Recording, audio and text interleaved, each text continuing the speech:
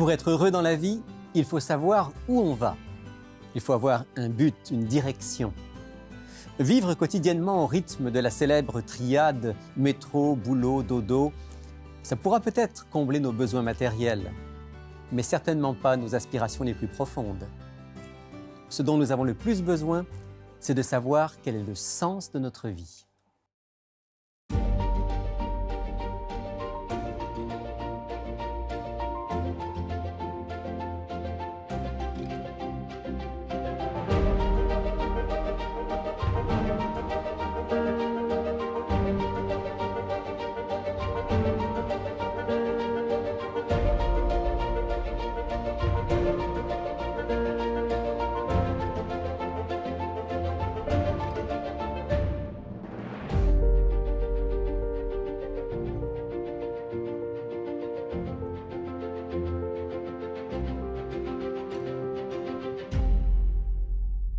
Bonjour à tous, bienvenue dans Il est écrit. Aujourd'hui, une émission témoignage. J'ai le grand plaisir, le privilège d'accueillir aujourd'hui une auditrice de l'émission Il est écrit qui va nous raconter son histoire. Elle est montréalaise et elle a fait connaissance avec notre émission il y a quelques années. Elle va nous raconter comment cette rencontre a été utilisée par Dieu pour changer sa vie. Bonjour Claudette. Bonjour Rémi. Bienvenue dans notre émission aujourd'hui. Merci. Alors Claudette, il y a quelques années en arrière, vous me disiez quand on préparait l'émission que quelques années en arrière, vous avez ressenti dans votre vie comme un vide. Comment est-ce que vous définiriez le vide que vous viviez à ce moment-là? Je dirais que c'est un vide qui était lié au non-sens de ma vie. Moi, tout au long de ma vie, j'ai toujours ressenti un grand vide à l'intérieur de moi, que j'ai jamais su combler d'ailleurs. Je me sentais comme une personne qui n'avait pas d'identité et pour qui la vie n'avait aucun sens. Souvent, je me demandais ce que je faisais ici sur la Terre et où je devais aller. Mais je n'arrivais toujours pas à comprendre le non-sens que la vie représentait à mes yeux. Pourquoi la vie n'avait pas de sens? Parce que vous disiez, bon, on vit, on passe, on meurt et puis... J'arrivais pas à comprendre qu'on arrivait ici sur la Terre, qu'on passait, oui, on passe des bons moments, mais on passe souvent aussi de terribles épreuves. Puis j'arrivais pas à comprendre pourquoi Dieu nous avait mis comme ça sur la Terre, pour qu'on vive des choses difficiles parfois, puis que tout à coup, on mourait, puis hop, il n'y avait plus rien. Moi, je me disais, ça n'a pas de bon sens. Je trouvais pas que ça avait du bon sens. Bien, je me disais, si Dieu il était si tout-puissant que ça, il aurait pu nous faire éternels, nous mettre sur la terre puis nous laisser toujours là. Alors, vous dites Dieu parce que vous étiez donc déjà croyante à ce moment-là. Oui. Mais avec plein de questions. Avec plein de questions, oui, plein de questionnements. Et donc, il y a ce vide profond que vous ressentez et ça vous amène à faire une prière comme un cri du cœur. Oui, ça m'amène au moment où j'ai pris ma retraite en 2011. Là, je me suis retrouvée d'un coup, du jour au lendemain, sans travail, sans activité, sans amis. Mais heureuse, cependant, d'être à la retraite, parce qu'après toutes les années de travail, je trouvais que c'était une retraite bien méritée. Et là, j'ai donc commencé ma retraite en me disant qu'enfin, j'allais vivre ma vie à mon rythme, dans la tranquillité de mon foyer. Et pourtant, j'arrivais quand même à me sentir seule. Au bout de 5 ans, vous savez, il y a toujours des mais, hein? Alors, au bout de 5 ans de retraite, je me suis dit, tiens, il faut que je fasse un bilan de ma vie. Puis là, je me suis aperçue que j'ai réalisé que, dans le fond, je commençais à trouver ma vie monotone et routinière. C'est un peu toujours la même chose? Oui, ça revenait toujours à la même chose. Les journées se ressemblaient. Il n'y avait jamais de changement significatif dans ma vie. Et surtout, il n'y avait plus personne à qui parler chaque jour, comme au travail, là. Alors là, je me suis dit, il faut que je fasse quelque chose pour donner un nouveau sens à ma vie, en fait. Et c'est là que je me suis tournée vers Dieu et que je lui ai adressé une prière. Qu'est-ce qu'il y avait dans cette prière? Qu'est-ce que vous avez dit à Dieu à ce moment-là? Je lui demandais clairement, en fait, de changer ma vie pour une vie plus agréable, moins monotone et plus active aussi. Et c'est ça. Je voulais lui demander de changer ma vie. Et puis, j'avais aussi demandé, tiens, de me donner une amie, au moins une amie avec laquelle j'aurais pu partager plein de choses. Donc, vous avez demandé à Dieu, d'une part, une vie qui ait plus de sens, qui Plus soit plus intéressante. active, plus intéressante, et d'autre part, une amie. Oui. Alors, la prière monte vers le Oui. ciel d'un cœur sincère, et vous attendez la réponse. Oui. Et est-ce que la réponse est venue? Oui. Je pense que Dieu a répondu à mon appel de cette façon aussi. C'est qu'un matin, j'ai découvert par hasard l'émission Il est écrit. Je suis tombée par hasard sur l'émission Il est écrit à la télévision.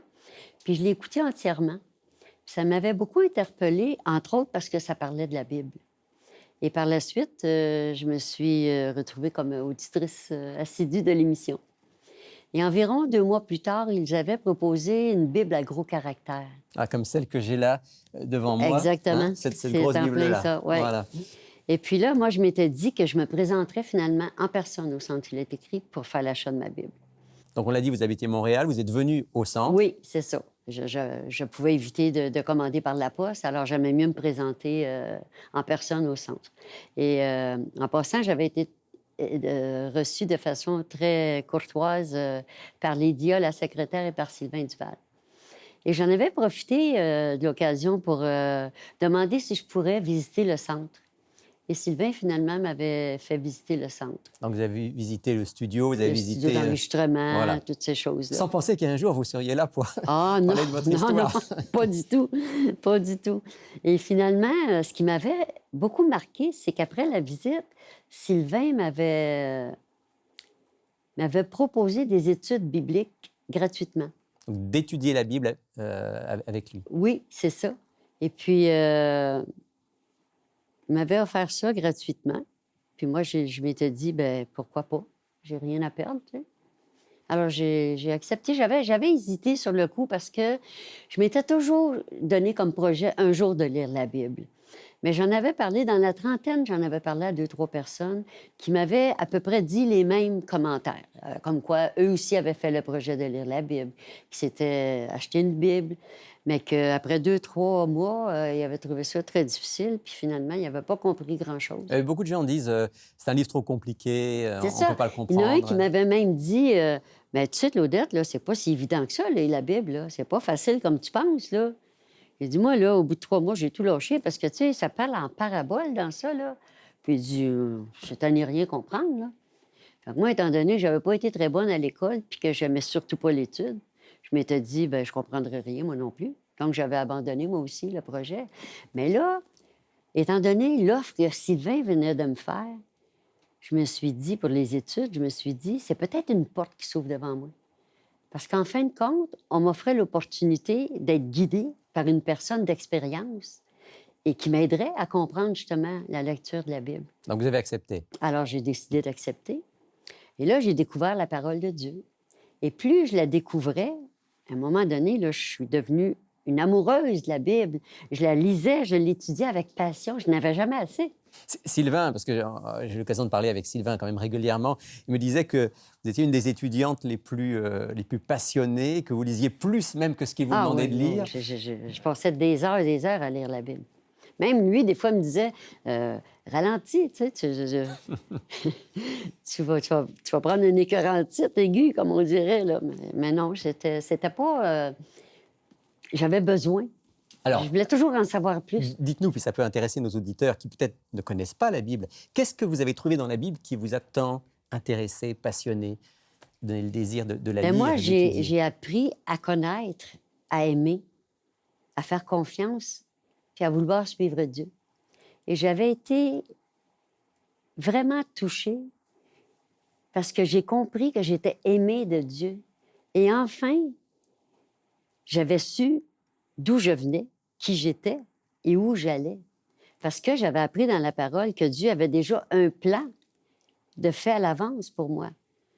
Alors, enfin, j'avais trouvé mon identité. Oui, parce que c'était ça la question de départ. Quel est le sens de ma vie? J'avais trouvé enfin mon identité. Puis là, je réalisais que Dieu venait de transformer ma vie, quelque part. Il venait de donner un sens à ma vie. Puis puisqu'il avait envoyé son fils Jésus aussi sur la terre, que j'avais appris, et que Jésus avait donné sa vie sur la croix par amour. Mais pour moi, là, personnellement, ainsi que pour l'humanité entière, moi, à partir de ce moment-là, je me disais, j'ai compris que c'est Dieu qui avait transformé ma vie. Puis que par l'amour constant qu'il me donne, finalement, lui seul, et je dis bien lui seul, avait réussi à combler ce vide que j'avais toujours ressenti à l'intérieur de moi.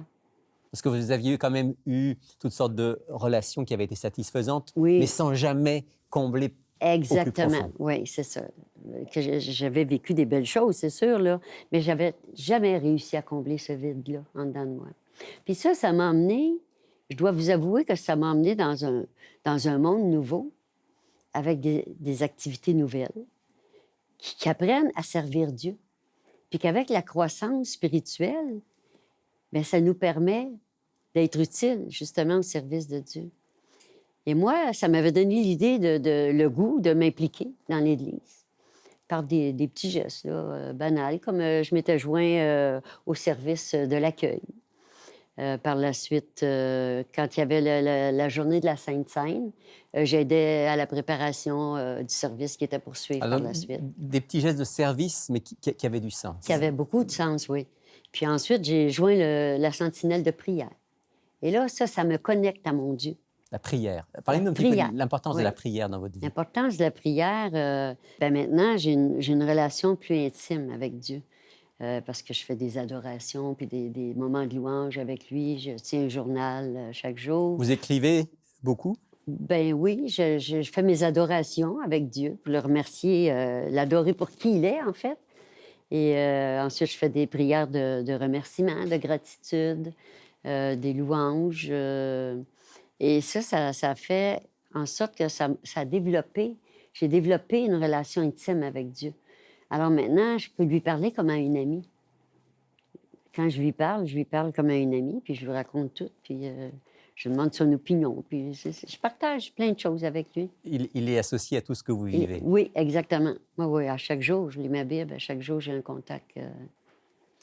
Claudette, dans votre prière, votre cri du cœur à Dieu, il y avait cette demande d'une vie qui soit plus pleine, plus remplie, plus intéressante, qui ait du sens. Et là, j'ai compris que Dieu a répondu à cet aspect-là. Il y avait un autre aspect. C'était que vous avez demandé à Dieu un ami, une amie, quelqu'un qui serait proche. Est-ce que Dieu a aussi répondu à cette partie de la prière? Oh oui, certainement. Dieu m'a donné, non pas juste une amie, mais dans sa bonté, il m'en a donné même deux. Linda et Hélène. Et puis, on a tellement développé, on s'est aperçu qu'on avait tellement d'affinités ensemble qu'ils m'ont offert de partager leur amitié. Elle était amie depuis l'enfance. Donc, elles m'ont offert de partager leur amitié. Et on a tellement de plaisir ensemble. Moi, je n'étais pas une personne qui riait beaucoup auparavant dans ma vie. Mais depuis que je les connais, j'ai jamais autant ri de ma vie, depuis que je les côtoie, là. Ce qui est certainement une bonne thérapie et qui permet de donner aussi à la vie du piquant et de la joie. Puis en plus de ça, Dieu m'a fait un autre cadeau. Il m'a donné une famille spirituelle avec laquelle, enfin, je pouvais parler de Dieu. Parce que nous parlons le même langage et nous allons aussi dans la même direction. Et j'avais tellement été bien accueillie dans cette famille spirituelle-là, puis je développe des très bonnes relations avec les membres aussi de... Est-ce que on peut dire quand même que cette famille, elle n'est pas parfaite? Il y a aussi dans la famille spirituelle qu'est l'Église, il y a aussi des moments difficiles parfois. Mais j'aime énormément ma famille spirituelle. Je tiens beaucoup, beaucoup parce que ça m'apporte beaucoup d'avoir quelqu'un, enfin, à qui parler. Parce que moi, je pouvais jamais parler spiritualité parce qu'il y avait personne autour de moi qui parlait de ça. Puis le fait, d'ailleurs, que je pouvais pas parler de ça, ça faisait que quand j'étais en groupe avec quelqu'un, les conversations s'animaient, mais moi, j'étais toujours la personne qui parlait très peu parce que je gardais tout en dedans de moi. Et je pense que le fait que j'avais ce côté spirituel-là en moi, c'est ce qui faisait que je me sentais complètement différente des autres. Puis j'arrivais pas À connecter. à connecter, à développer des affinités avec les personnes. Et moi, je me disais toujours, c'est parce que je ne pouvais pas parler de ce que moi, j'aurais eu besoin de parler. Puis c'était de la Ce qui vous semblait spiritualité. essentiel et qui était C'était spirituel. la spiritualité, oui. Et donc, la réponse de Dieu, ça a été de vous permettre de trouver des amis avec qui vous pouviez partager Oui, ça. enfin, oui, oui, c'est ça. Vous êtes même impliqué dans un petit groupe, je crois, ici au centre Il est écrit. Oui, je me suis joint au groupe de santé globale. Mais je trouve que c'est un endroit sécuritaire dans lequel on peut partager plein de choses ensemble. Parce qu'on a des belles valeurs dans le groupe, pour en nommer que quelques-unes, comme le respect, l'amour, la confidentialité, le non-jugement, l'écoute.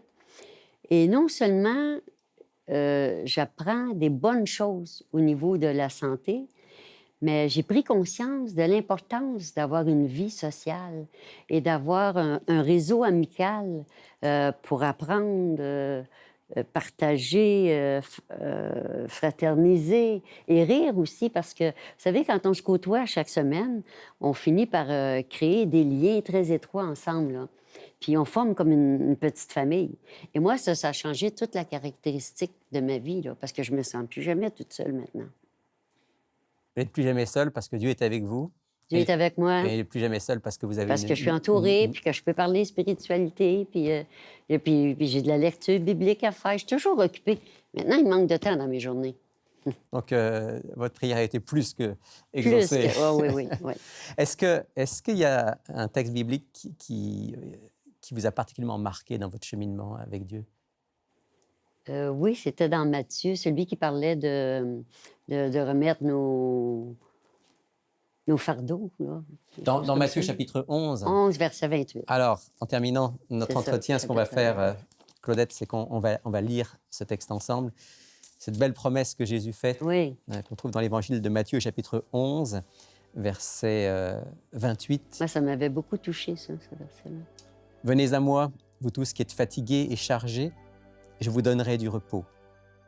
Prenez mon joug sur vous, recevez mes instructions, car je suis doux et humble de cœur, et vous trouverez du repos pour vos âmes. » Amen, oui. Merci beaucoup d'avoir partagé avec nous, Claudette. Et moi, je peux-tu ajouter quelque chose? Bien sûr, bien sûr. J'aimerais dire que depuis que Dieu est entré dans ma vie, j'ai jamais été aussi heureuse et épanouie que maintenant. Et que j'aime dire que Dieu est ma paix, plus fort que toutes les tempêtes de mon existence. Et que j'ai trouvé en lui ce que j'avais jamais eu. Un Père aimant, un Père présent. Et que j'adore appeler mon bon papa du ciel. Merci Claudette. Si vous voulez, on va s'adresser ensemble à ce bon papa du ciel. Merci Père du ciel, oui, merci de ce que tu as fait dans la vie de Claudette. Merci d'avoir entendu sa prière, d'y avoir répondu abondamment. Merci pour la vie nouvelle que tu lui donnes. Merci de lui avoir donné aussi une famille spirituelle. Et on voudrait te prier, Seigneur, pour que le plus grand nombre de ceux qui, peut-être comme Claudette, cherchent le sens de leur vie, puissent trouver en toi ce à quoi leur cœur aspire. Entends les prières qui montent vers toi et veuille y répondre au nom de Jésus. Amen. Amen.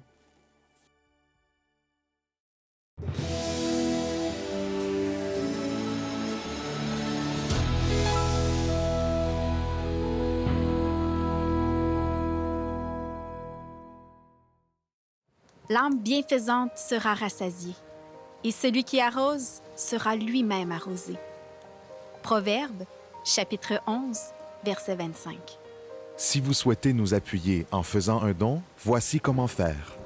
Par téléphone au 514-729-3515 ou par Internet en visitant www.iletécrit.tv. Merci pour votre générosité. Saviez-vous que la Bible est un livre qui a traversé les millénaires et qui a été préservé d'une manière extraordinaire? Elle est traduite en 2200 langues à travers le monde. Peut-être que Dieu a quelque chose à nous dire à travers ce livre. À l'époque où nous vivons, il est peut-être temps de la lire. Il est écrit vous offre un outil simple et gratuit pour découvrir la Bible. Le cours biblique Découverte. 26 leçons qui pourraient changer votre vie et surtout vous remplir d'espérance. contactez-nous. Claudette a vu sa vie complètement transformée le jour où elle a fait l'acquisition d'une Bible. Ça pourrait aussi être votre expérience. Et si vous ne possédez pas la Bible, eh bien voici notre offre de la semaine. Bonjour France. Bonjour Rémi. Et bonjour Sylvain. Bonjour. Aujourd'hui, on propose donc, France, deux exemplaires différents de la Bible, Oui. Deux très belles versions. Très belle version et relativement nouvelle quand même, qu'on présente pour une des deux, du moins pour la première fois. C'est la Louis II 1910, sauf que la première que je vous présente, c'est un format un petit peu plus petit que celle que tu as habituellement, Rémi, quand tu fais l'émission. Et celle que tu as est à gros caractère et les gens apprécient beaucoup. Maintenant, celle-ci est à gros caractère aussi, mais elle est un petit peu plus petite, donc plus facile à transporter. Donc, elle est très agréable, très belle, couverture souple en cuir. On l'offre à 30 celle-ci. Donc, c'est un très beau format. Et le deuxième format, c'est quand même très, très nouveau. C'est la Bible du disciple. Donc, celle-ci... Tout ce qu'il y a là-dedans.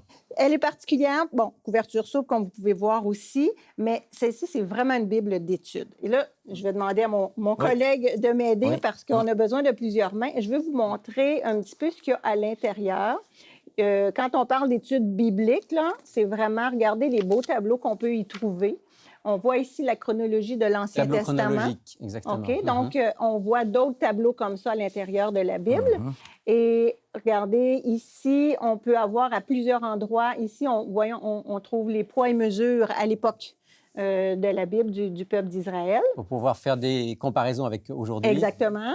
Donc, on peut voir à différents endroits différentes explications un petit peu partout dans les pages, des versets qui sont quand même surlignés avec des parallèles bibliques pour aller voir, pour faire vraiment une étude. Et pour terminer, à la toute fin, là, je vous montre juste une page, mais à la toute fin, on voit ici vraiment plusieurs explications, des tableaux. On a concordance biblique, on a des explications, des questions, des études, des thèmes. Voilà. Il y a vraiment des outils bibliques. On le voit ici, c'est la catégorie des outils, donc toute cette section-là. C'est vraiment magnifique. C'est un investissement parce qu'il y a beaucoup d'informations. Tu dis un investissement, donc je suppose qu'elle n'est pas donnée. Bien, elle est 70 celle-là, mais moi, je pense que sur toute une vie, si on le prend en 7 ans, c'est 10 par année. C'est un investissement qui vaut la peine. Donc, ça vaut la peine. Bible du disciple. Oui. On en revient à la fin pour rappeler nos auditeurs comment se les procurer. Je me tourne vers toi, Sylvain, pour notre question d'auditeur, d'auditrice, je crois, aujourd'hui. Oui, c'est ça. La question aujourd'hui, nous vient de France, sur notre site Web. Donc, une autre belle façon de prendre contact avec nous. Question, comment rester persévérant ou persévérante dans la lecture de la Bible? Donc, c'est une question importante, évidemment. La question de la persévérance dans la lecture de la Bible. Ça sous-entend que peut-être pour France qui nous écrit, de temps en temps, elle lit, mais il y a des moments où elle n'arrive pas à le faire, elle n'a pas le temps, elle n'a pas envie. Qu'est-ce qu'on répond à ça, Sylvain? Bien, moi, personnellement, pour le mettre en place, si vous êtes très occupé, parce que souvent, on se dit finalement, la journée est passée. Il y a deux aspects là-dedans. Je prends un rendez-vous avec Dieu, puis j'essaie de prendre le rendez-vous, évidemment, le matin. Parce que j'ai constaté que aussitôt que je n'ai pas pris mon rendez-vous avec lui le matin, le soir, bon, finalement, je suis fatigué, j'ai pas fait. Peut-être je vais lire un verset. Donc, on ne veut pas tomber dans ce piège-là, hein? Surtout... placer un rendez-vous avec Dieu au début de nos journées. Oui, c'est ça, dès le début. Parce qu'on constate qu'en fin de journée... on est fatigué. Mais pas juste fatigué, c'est que forcément, il va toujours avoir quelque chose qui va venir nous empêcher de le faire. Si on dit on le fera plus tard, c'est ça. Le plus tard ne viendra jamais. Exact. Est-ce que c'est normal que ça nous arrive? Oui, ça peut nous arriver, mais il ne faut pas que ça soit la tendance. Parce qu'on a besoin. On a besoin de ça. Puis j'ai aimé aussi dans le témoignage de l'émission, à quelque part, que plus qu'on s'y met, finalement, plus qu'on a soif. C'est vrai. Hein? C'est comme si... si on prend un repas avec du sel, ça nous donne la soif, bien, c'est un peu pareil. La Bible, c'est comme un peu... Tu y vas, c'est comme une salière, ça te donne la soif d'y retourner. Et France, on en parlait en préparant l'émission. Oui. Il y a des moments où on n'a pas forcément le désir. Non, ça, c'est vrai. Mais c'est quand même... à ce moment-là qu'on en a besoin. Oui, effectivement, parce que souvent dans les périodes où on est fatigué, où on a des moments difficiles de la vie, des épreuves et tout ça, puis ça ne nous tente pas. Donc, moi, je dirais tout simplement que parfois, il ne faut pas s'écouter et il faut se donner un petit coup de pied, puis se dire, bon, OK, Seigneur, ça ne me tente pas, mais je rouvre ma Bible, puis c'est immanquable. Quand on commence les premières lignes, les premiers versets, OK, c'est plus difficile, mais veut pas, Dieu nous aide, puis à un moment donné, bien souvent, c'est les moments les plus agréables où on en retire le plus de notre lecture. Et J'ai fait cette expérience souvent aussi, hein, de commencer ma journée, d'avoir le désir plutôt d'aller sur mon ordinateur ou de lire quelque chose ou de faire un travail que j'ai à faire. Mais si à ce moment-là, je m'arrête, je dis, Seigneur, non, j'ai besoin de commencer la journée avec toi. Et là, j'ouvre la parole de Dieu. Ça change la perspective de la journée complètement. Oui, oui, absolument. Donc, ça nous remplit. Tu disais, France, ne pas forcément toujours s'écouter, parce que notre nature humaine, elle est très changeante. Ouais. Mais se souvenir que l'homme ne vivra pas de pain seulement. Mais de toute parole. Mais de toute parole qui sort Ce qui est bien aussi pour... J'aimerais peut-être terminer avec ça. C'est lorsqu'on étudie la Bible ou on se met à la lire, c'est d'avoir peut-être un journal avec un journal d'études de ce qu'on écrit. Écrire ce qu'on découvre. Écrire ce qu'on découvre, puis ça crée une motivation. Absolument. Parce que des fois, c'est étonnant de voir comment Dieu nous parle aussi. Merci pour cette suggestion, Sylvain. Rappelle-nous juste rapidement, France, notre offre de la semaine. Donc, le premier format à gros caractères, elle est 30 et la deuxième, qui est la Bible du disciple, étude biblique, vraiment, à 70 Merci à tous les deux. C'est ça. Pour obtenir votre exemplaire de la Bible, voici maintenant comment prendre contact avec nous. Pour effectuer votre commande, écrivez-nous à Il est écrit, casier postal 99, succursale Rosemont, Montréal, Québec, H1X3B6. Vous pouvez également passer votre commande sur le web à ilétécrit.tv ou par téléphone au 514-729-3515 dans la région de Montréal et sans frais au 1-866-729-3515 pour l'extérieur de Montréal. Chaque dimanche matin, avec mes invités, je porte un regard différent sur le monde, l'avenir, la famille, les relations humaines et tout ce qui donne du sens à notre vie. Il est écrit, votre émission du dimanche matin.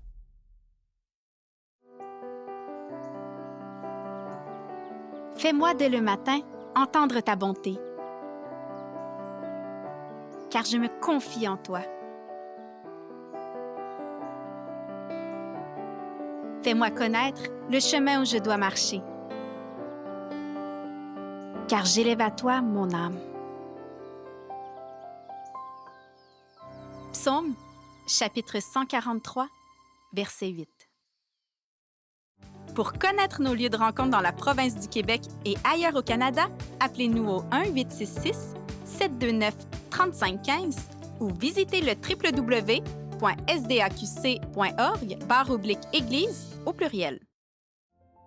Si vous nous regardez à la télévision ou si vous nous écoutez à la radio, n'oubliez pas que vous pouvez en tout temps retrouver cette émission et toutes nos émissions, près de 200, sur notre site web ilétécrit.tv. D'ailleurs, sur ce site, vous trouverez aussi beaucoup d'autres choses intéressantes, d'autres séries d'émissions, des cours bibliques. Vous aurez la possibilité également de réagir, de poser vos questions, de faire part de vos commentaires, de vos suggestions. Alors, on se retrouve sur ilétécrit.tv et moi, je vous retrouve avec toute l'équipe la semaine prochaine pour une autre émission sur un autre sujet. Mais d'ici là, souvenez-vous, il est écrit « L'homme ne vivra pas de pain seulement, mais de toute parole qui sort de la bouche de Dieu ».